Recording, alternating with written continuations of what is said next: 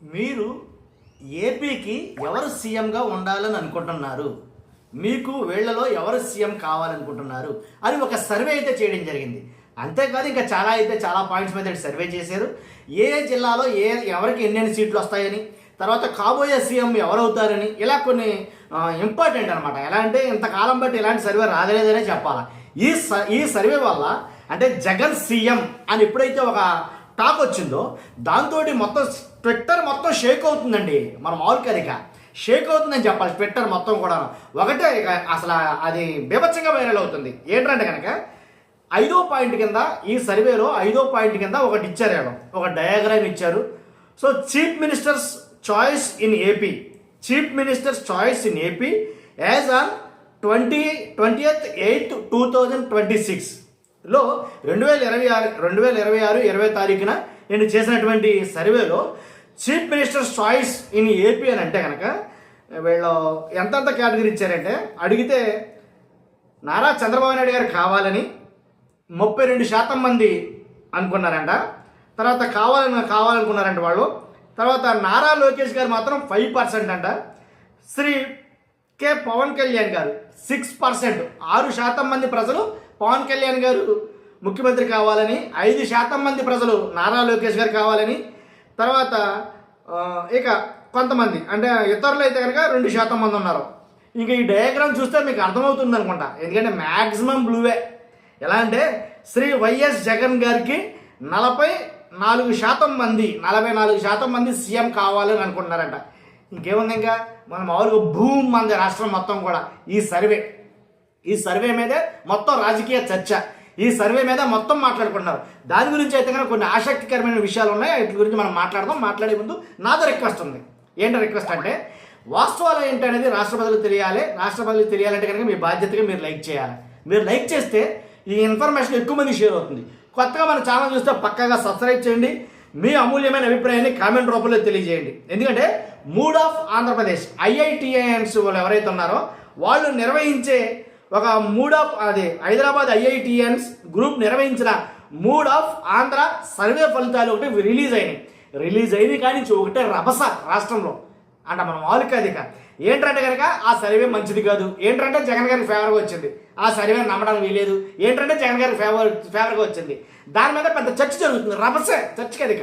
కాబట్టి ఈ Hyderabad IITians group నిర్వహించిన మూడ్ ఆఫ్ ఆంధ్ర సర్వే ఫలితాలు విడుదల చేసిన తర్వాత ఆ ఫలితాలు ఏంటో టూకీగా చెప్తాను నేను మీకు. ఏంటంటే సర్వేలో ప్రజల మద్దతు తెలుసుకున్నారు. ఆ సర్వేలో ప్రజల మద్దతు ఎలా ఉందంటే వైసీపీకి 44.5% ఉంది, కూటమికి 40%, మళ్ళీ కూటమికి అధికారంలోకి రాదని 44%. ఇది చాలా ఇంపార్టెంట్. మళ్ళీ కూటమి అధికారంలోకి రాదని సుమారుగా 44% మంది ప్రజలు చెప్తున్నారండి. అంతేకాదు వైసీపీకి మద్దతుగా 44.5% మంది ప్రజలు. సీఎం ఎంపికలో ఎవరు సీఎం అనే ఎంపికలో జగన్ గారికి 44%, చంద్రబాబు నాయుడు గారికి 32%, లోకేష్ గారికి 5%, పవన్ కళ్యాణ్ గారికి 6%. ఎన్నికల్లో వైసీపీకి ఎన్ని సీట్లు వస్తాయి దీని మీద కూడా సర్వే చేశారు. దీనిలో సర్వే చేస్తే ఎన్నికల్లో వైసీపీకి 110 నుంచి 112 సీట్లు వస్తాయని ఆ సర్వే అంచనా. దాని ప్రకారంగా వైఎస్ఆర్సీపీకి 2029లో లేదా ఇప్పటికిప్పుడు ఎన్నికలు జరిగినా సరే ఎన్నికల్లో వైఎస్ఆర్సీపీకి 110 నుంచి 112 సీట్లు వస్తాయని ఒక సర్వే అయితే అంచనా వేసింది. నాకు తెలిసి ప్రాబబ్లీ ఇంచుమించుగా అలాగే వస్తాయని మన అంచనా కూడా అయితే ఉంది వాస్తవం అయితే కనుక మిగిలిన సర్వేలతో పోల్చుకుంటే. కాబట్టి ఈ సర్వే ఒక రాజకీయంగా ప్రకంపనలు పుట్టిస్తుందని చెప్పాలా వాస్తవంగా అయితే కనుక. కాబట్టి అంతేకాదు ఉత్తరాంధ్ర వైడ్గా చూసుకున్నా సరే 34 సీట్లకి 17 వైఎస్ఆర్సీపీ, కూటమి 13 సీట్లు. కోస్తలాంధ్ర 88 సీట్లకు గాను వైఎస్ఆర్సీపీ 37 సీట్లు, కూటమి 35 సీట్లు. రాయలసీమ వైడ్గా చూసుకుంటే 52 స్థానాలకు గాను వైఎస్ఆర్సీపీ 29 స్థానాలు, కూటమి 14 స్థానాలు. మొత్తం మీద ఎలాగైతే టోటల్గా వైఎస్ఆర్సీపీ ఈ రకంగా చూసుకున్నా సరే 83 అయితే కనుక పక్కాగా వస్తాయని చెప్పారు. మరి మిగిలిన ఏదైతే 112 అని అన్నారు కదంటే టైట్ ఫైట్లో ఉన్నాయి. టైట్ ఫైట్లో కొన్ని సీట్లు ఉన్నాయి. ఆ సీట్లు కూడా వైఎస్ఆర్సీపీకే మొగ్గు చూపిస్తుందని ఈ సర్వే కొన్ని గణాంకాలు చెప్తుంది. ఉమ్మడి శ్రీకాకుళం చూసుకుంటే కనుక 10 సీట్లకు గాను వైసీపీకి 5, కూటమికి 3, టైట్ ఫైట్లో 2 ఉంటున్నాయి. విజయనగరం చూసుకుంటే 9 సీట్లు వైఎస్ఆర్సీపీకి 5 సీట్లు, కూటమికి 3, టైట్ ఫైట్ 1.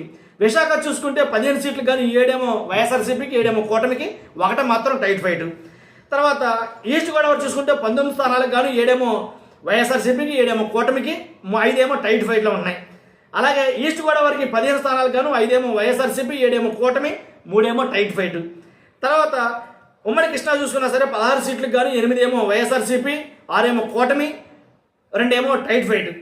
ఉమ్మడి కృష్ణా చూసుకుంటే 16 స్థానాలకు గాను 8 వైఎస్ఆర్సీపీ, 6 కూటమి, 2 టైట్ ఫైట్. తర్వాత గుంటూరు చూసుకుంటే 17 స్థానాలకు గాను 9 వైఎస్ఆర్సీపీ, 5 కూటమి, 3 టైట్ ఫైట్లో ఉన్నాయి. ప్రకాశం చూసుకుంటే 12 మొత్తం 12కి గాను 3 వైఎస్ఆర్సీపీ, 6 కూటమి, ఇంకో 3 టైట్ ఫైట్లో ఉన్నాయి. తర్వాత నెల్లూరు చూసుకుంటే 10 స్థానాలకు గాను 5 వైఎస్ఆర్సీపీ, 4 కూటమి, 1 టైట్ ఫైట్. తర్వాత కడప చూసుకుంటే 10 స్థానాలకి గాను 7 వైఎస్ఆర్సీపీ, 2 మాత్రమే కూటమికి, 1 టైట్ ఫైట్లో ఉంటుంది. కర్నూలు చూసుకున్నా సరే 14 స్థానాలకి గాను 9 వైఎస్ఆర్సీపీ, కూటమికి 3, టైట్ ఫైట్లో 2. అనంతపురం చూసుకుంటే 14 స్థానాలకు గాను 6 వైఎస్ఆర్సీపీ, 5 కూటమి, 3 టైట్ ఫైట్. చిత్తూరు చూసుకుంటే 14 సీట్లకు గాను 7 వైఎస్ఆర్సీపీ, 4 కూటమి, 3 టైట్ ఫైట్లో ఉన్నాయి. ఇంత మట్టుగా ప్రకటించారు, తర్వాత మిగిలిన కూడా ప్రకటిస్తారు అనుకుంటా. కాబట్టి మొత్తానికి ఓవరాల్గా చూసుకుంటే వైఎస్ఆర్సీపీకి అయితే కనుక మొగ్గు కనపడుతుంది. ఎప్పటి నుంచే వైఎస్ఆర్సీపీ హవా మొదలైందంటారా? మరి వైఎస్ఆర్సీపీ హవా మొదలైందంటారా కారణం ఏంటి? ఫ్యాన్ స్పీడు బీభత్సంగా తిరగడానికి కారణం ఏంటంటే ఏదైతే జగన్ గారి పర్యటనలు ఉన్నాయో వాటి ప్రభావం విపరీతంగా ప్రజల మీద పడ్డది.